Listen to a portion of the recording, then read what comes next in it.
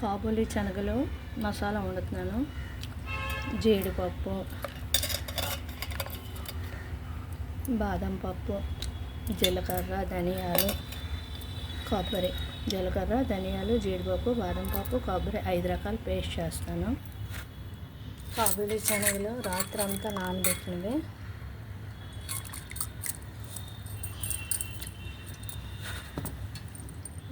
ఇది ధనియాలు, జీలకర్ర, బాదం పప్పు, జీడిపప్పు, కొబ్బరి పేస్ట్. ఉల్లిపాయలు, పచ్చిమిరపకాయలు కట్ చేస్తాను. జస్ట్ ఇదే పోపు. దీనికి ఆవాలు వేస్తే ఆ టేస్ట్ మారిపోతుంది, వేయడానికి బాగోదు.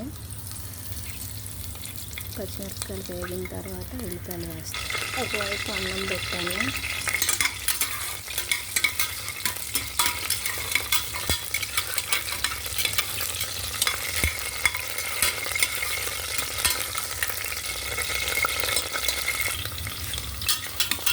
పచ్చిమిరపకాయలు వేగుతాయి. అప్పుడైతే ఉల్లిపాయలు కలర్ మారే వరకు వేస్తాను.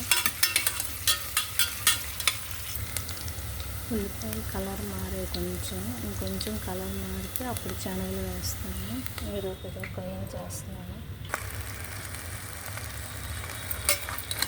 శనగలు వేస్తాను.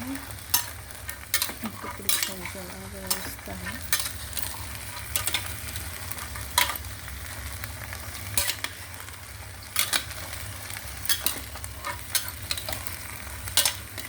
ఉప్పు, కారం అన్నీ వేసేస్తాను. టైం లేదు, లేకపోతే ఇది వేరే బాయిల్ చేసి చేస్తాను.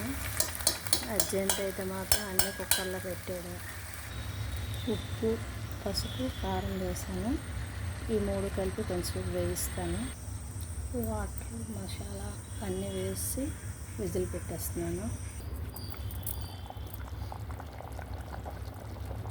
కాబూలి శనగలు రెడీ అయిపోయింది. ఇంకా అది మెత్తపడింది లేదు, మెత్తపోయిపోయింది. ఇంక ఇలా బయట విజిల్ తీసి కొంచెంసేపు ఉడికించేస్తే అయిపోతుంది. ఇది చపాతీ, పూరి దేనిలోనైనా బాగుంటుంది. ఇంకా వెజ్ బిర్యానీ చేసుకుంటే దాంతో కూడా బాగుంటుంది. చాలా వాటి కాంబినేషన్ ఇది.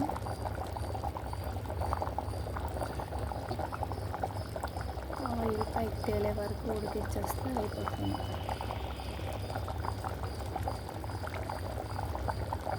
ఓకే, లైక్ చేయండి, షేర్ చేయండి, సబ్స్క్రైబ్ చేయండి. Thank you.